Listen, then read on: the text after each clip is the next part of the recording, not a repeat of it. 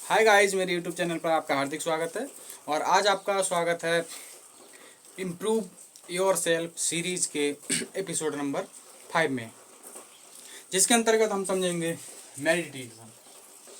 Meditation, जिसको हिंदी में बोलते हैं ध्यान।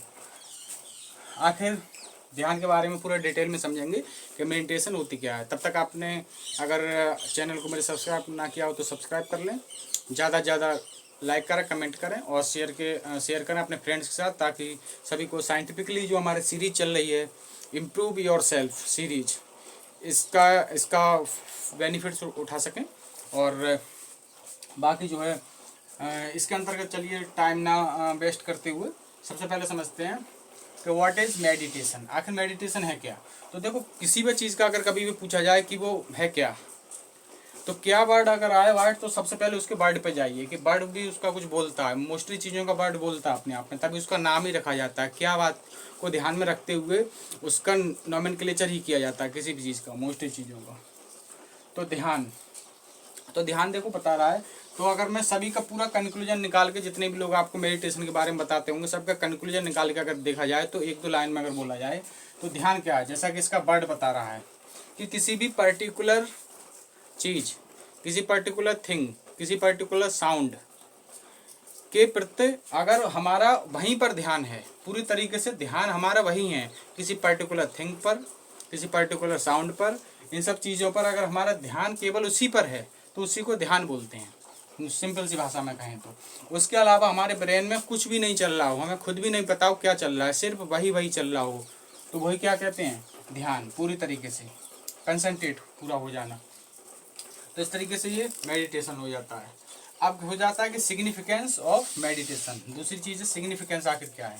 तो ये हो गया। दूसरा है सिग्निफिकेंस ऑफ मेडिटेशन, कि मेडिटेशन की महत्ता क्या है, इंपॉर्टेंस क्या है इसकी हमारी लाइफ में। तो मेडिटेशन की इंपॉर्टेंस तो इतनी ज़्यादा है कि जितनी भी तारीफ इसकी करूँ उतना ही कम है। फिर भी हम मेन पॉइंट जो कीवर्ड है, ज़्यादातर मोस्टली हर चीज़ में ले लूँगा, शॉर्ट में लूँगा, लेकिन फिर भी कुछ छूटेगा नहीं। तो सिग्निफिकेंस ऑफ मेडिटेशन। तो मेडिटेशन के कितने ज़्यादा फ़ायदे होते हैं, जैसा कि मैंने पढ़ाई के लिए बताया था, मेंटल हेल्थ वगैरह के लिए काफ़ी इसके फ़ायदे होते हैं।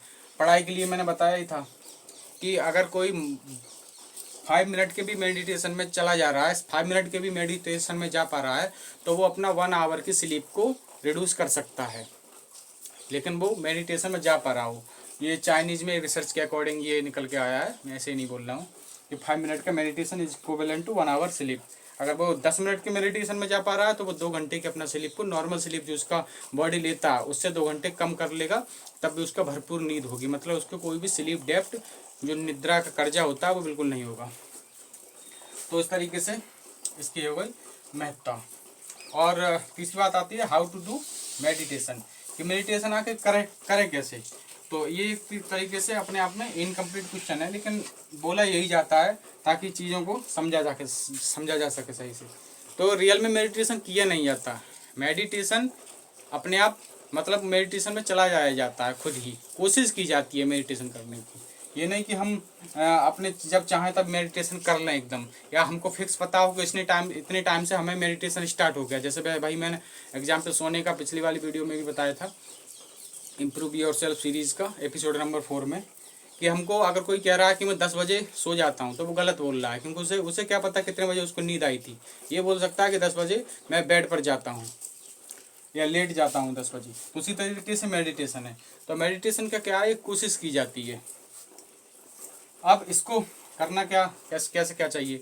जैसे आपका क्या है कि अगर जैसे कुछ लोग होते हैं, ओम ध्वनि होती है, या ओम ध्वनि ना लें तो ऐसे झरने की आवाज़ है, कहीं शांत अगर ऐसे एरिया आपका आसपास हो तो अगर वहाँ जा सकते हैं तो, या फिर कहीं भी जब आप शांत एरिया में थोड़ा सा बैठे हुए हो, कहीं से भी हल्की सी चिड़ियों की चहचहाट की आवाज़ आ रही है, या कोई भी ऐसी साउंड आ रही है कहीं से हल्की सी, बहुत हल्की सी, तो उस पर आप केवल उसी पर ध्यान करने की कोशिश करें। और सबसे ज़्यादा स्पेशल बात, मैं अपना एक्सपीरियंस बता रहा हूँ कि जब मेडिटेशन करना मैंने स्टार्ट किया था, तो इसमें क्या होता है कि उस समय ही हमें पता चलता है कि हमारा ब्रेन कितना इधर से उधर भागता है। बार बार आपका ब्रेन भागेगा, आपको लगेगा कि अरे यार ये हो ही नहीं पा रहा है, ये एक दिन का काम नहीं है, ये आपको रोज डेली एवरीडे आपको प्रैक्टिस करनी पड़ेगी। इसी तरीके से ब्रेन आपका भागेगा, दोबारा से फिर उठा करके ले आओ, और इतना ज़्यादा भागेगा कि जो नॉर्मली आपको नहीं लगता होगा कि इतना ज़्यादा ब्रेन भागता है, उस समय ही ये इस चीज़ का आभास होता है कि ब्रेन हमारा इतना इधर उधर चीज़ों पर जाता है। आप कंसंट्रेट बार बार करोगे, उतने ज़्यादा तेज़ी से इधर उधर चीज़ें विचार आएंगे आपके, आने दो बार बार, लेकिन आप ब्रेन को वहीं लेकर के आओ, बार बार वहीं लेकर के आयो। यही प्रैक्टिस बार बार आप डेली करते रहोगे तो एक दिन ऐसी कंडीशन आएगी कि आप ऐसी कंडीशन में चले जाओगे जो कि आपको पता ही नहीं रहेगा, और भाई मेडिटेशन की कंडीशन होती है। तो special thing about meditation, special thing क्या है मेडिटेशन के बारे में? तो मेडिटेशन के बारे में स्पेशल थिंग देखा जाए तो बहुत सारी स्पेशल थिंग, लेकिन स्पेशल थिंग की बात की जा रही है तो जो आध्यात्मिक अनुसार भगवत गीता में भी हमारे बताया गया है, जिसको विदेशों में भी काफ़ी, अमेरिका में एक यूनिवर्सिटी में तो इसको एज ए सब्जेक्ट पढ़ाया भी जाता है, लेकिन हमारे यहाँ इतना ज़्यादा इम्पोर्टेंस नहीं देते लोग, लेकिन बहुत कुछ छुपा हुआ होता है भगवत गीता में। तो जो भगवान श्री कृष्ण ने काम, क्रोध, मद, लोभ, मोह, ये 5 शत्रु बताए हैं, तो उनको पूरी तरीके से काफ़ी हद तक जितना मेडिटेशन में जा पा रहे हैं, काफ़ी हद तक उन सब चीज़ों को कंट्रोल में करना, मतलब उन सब चीज़ों को कंट्रोल में करने की एबिलिटी आती है। अगर मेडिटेशन कोई अच्छे से कर पा रहा है धीमे धीमे, तो अपने इंद्रियों को बस में करने की बात आती है, और वो भी कंट्रोल करने की उसमें क्षमता आ जाती है उस इंसान में। तो इस तरीके से ये ध्यान। अब एक conclusion behind the concept of the meditation, कि जो कंक्लूजन है कि निष्कर्ष आखिर क्या निकलता है जो मेडिटेशन का जो conclusion behind concept of meditation, कि इसके कंसेप्ट क्या है इसके पीछे। तो कंसेप्ट इसका कंक्लूजन इस कंसेप्ट के पीछे यही है कि निष्कर्ष क्या निकला कि मेडिटेशन के इतने ज़्यादा फायदे हैं कि जितना कहो उतना ही कम है। मेडिटेशन के द्वारा हम धीमे धीमे, मान लो अगर मेडिटेशन धीमे धीमे करने लगे तो आपने देखा होगा कि कभी कंसंट्रेशन लेवल हमारा, क्योंकि मूवी में या किसी चीज़ में किसी को इंटरेस्ट ज़्यादातर आता है, तो मेडिटेशन मूवी वगैरह देख रहे हैं तो कभी कभी हम ये भूल जाते हैं कि मेडिटेशन जो मूवी हम देख रहे हैं इतना ज़्यादा ध्यान केंद्रित हो जाता है एकदम, कि मूवी देख रहे हैं तो कि कहाँ पर बैठे हुए हैं, किसके साथ बैठे हुए हैं, और कभी कभी ऐसा लगने लगता है कि मूवी का हम पार्ट हो गए हैं बिल्कुल पूरी तरीके से, कि इसका हम एक करैक्टर हैं, एक हम पात्र हैं इस मूवी का या इस प्ले का, उस ड्रामा का जो भी नाटक वगैरह चल रहा है या जो मूवी वगैरह है। उसी तरीके से आपने देखा होगा कभी कभी आपका जब आप पढ़ाई कर रहे होते हैं, सेल्फ स्टडी की बात कर रहा हूँ, तो आपका ब्रेन कुछ पर्टिकुलर टॉपिक में आपको इतना इंटरेस्ट आता है कि आप ये भूल जाते हैं कि आप कहाँ बैठे हुए हैं। आप चेयर पर बैठे हुए हैं, स्कूल में सेल्फ स्टडी कर रहे हैं बैठे हुए, घर पर स्टडी कर रहे हैं, या आप कभी बेड पे बैठ के पढ़ रहे हैं, आप ये भूल ही जाते हैं, बिल्कुल उसमें रम जाते हैं बिल्कुल एकदम से। तो वो आपके 100% कंसंट्रेशन की कंडीशन होती है। अब इस प्रकार की कंडीशन आपको ज़्यादातर टाइम आए, उसके लिए ही मेडिटेशन बहुत ज़्यादा। तो इसका निष्कर्ष यही है कि पढ़ाई में हम इसका बहुत ज़्यादा यूज़ कर सकते हैं, मेंटल हेल्थ वगैरह, और काफ़ी तरीके से ये फ़ायदेमंद ही चीज़ है। तो कंक्लूजन यही निकल के आता है कि हर किसी को ही मेडिटेशन करना चाहिए। ये ज़रूरी नहीं कि वो स्टूडेंट ही हो, अगर स्टूडेंट के पेरेंट्स गार्जियंस इस वीडियो को देख रहे हैं तो उन सबको ही मेडिटेशन करना चाहिए। और हमारे इंडिया में तो योगा वगैरह कोई प्राचीन काल से चला आ रहा है, योगा वगैरह पर विशेष ध्यान दिया जा रहा है, और अब तो काफ़ी जब से ये सब पतंजलि वगैरह का वो हुआ है तब से योगा वगैरह पर, इन सब चीज़ों पर काफ़ी ध्यान दिया जा रहा है।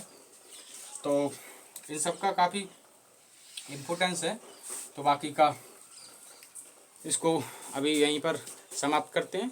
बाकी का इस वीडियो को ज़्यादा से ज़्यादा शेयर करें, लाइक करें, सब्सक्राइब करें, और मेन चीज़ यही है कि मेडिटेशन की कोशिश यही करना चाहिए कि आप बार बार, एक दिन में ये नहीं होगा, ओम की धुनी पर आप कंसंट्रेट कर लें, बार बार वहीं पर दिमाग लाएं। अब पंखे की आवाज़ चल रही है सब छोड़ो, तो रूम पर है तो आप पंखे की आवाज़ पर ही कंसंट्रेट करने की कोशिश करें, उसके सिवाय आपके दिमाग में कुछ ना है। बार बार डेली ये प्रैक्टिस करें तो इसके बहुत सारे फ़ायदे होते हैं। बाकी बहुत बहुत धन्यवाद वीडियो देखने के लिए, बने रहिए।